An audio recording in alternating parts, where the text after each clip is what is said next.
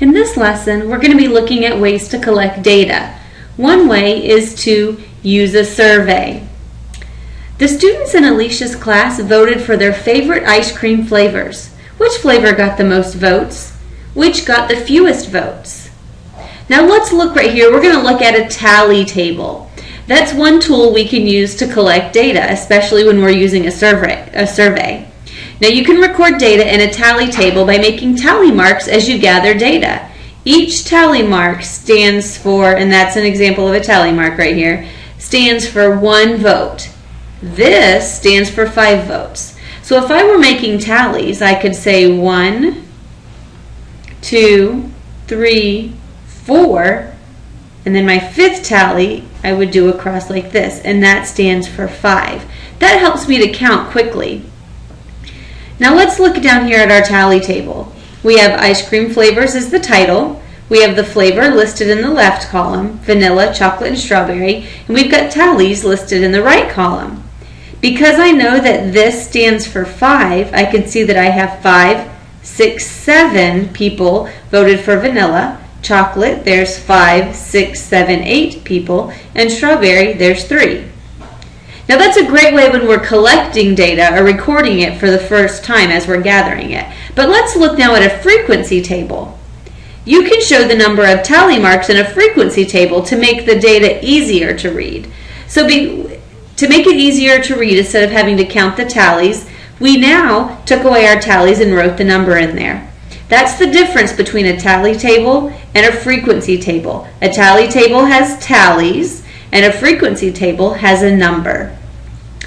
The number of votes for each flavor from greatest to least is 8, 7, and 4. So which flavor got the most votes? You're right, it's chocolate. Does that surprise you? That's my favorite. And strawberry got the fewest votes. Okay, so we can collect data by doing surveys. We can also collect data when we're making observations. So let's look over here. You can collect data by observing or watching things that happen. Carl studied 3 manatees during June, July, and August. He recorded how many times he saw each of the manatees each month.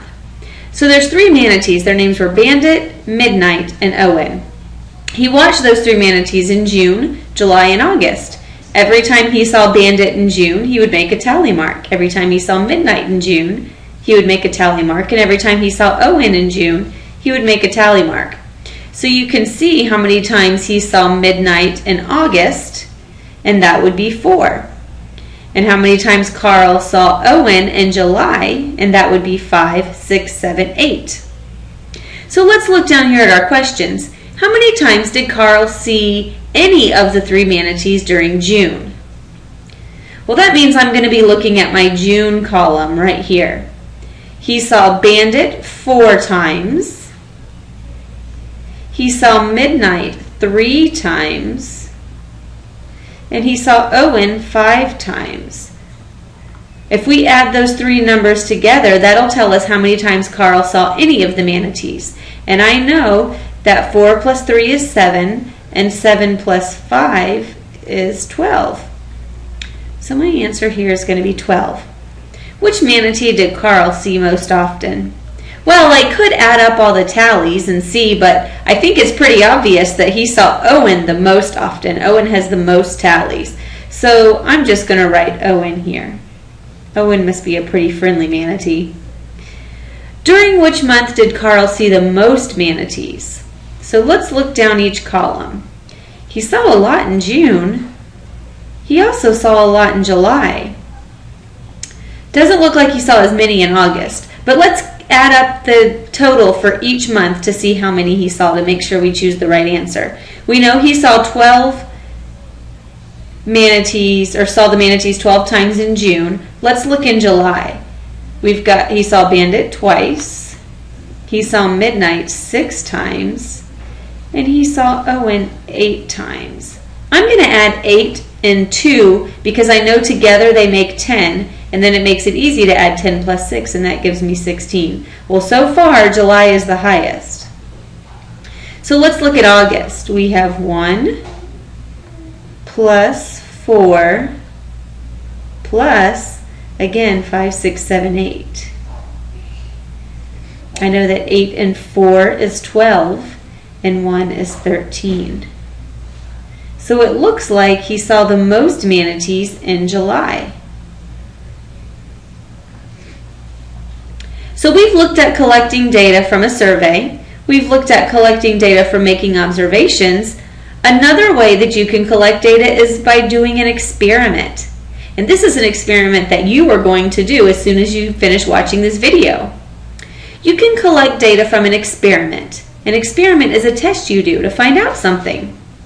Now you're going to toss a coin 25 times. Doesn't matter what kind of coin it is, penny, quarter, nickel, whatever you've got lying around. Record the results in a tally table. And on the attached worksheet, you're going to see one table that says tally table, and you're going to see another one that says frequency table. Do you remember the difference?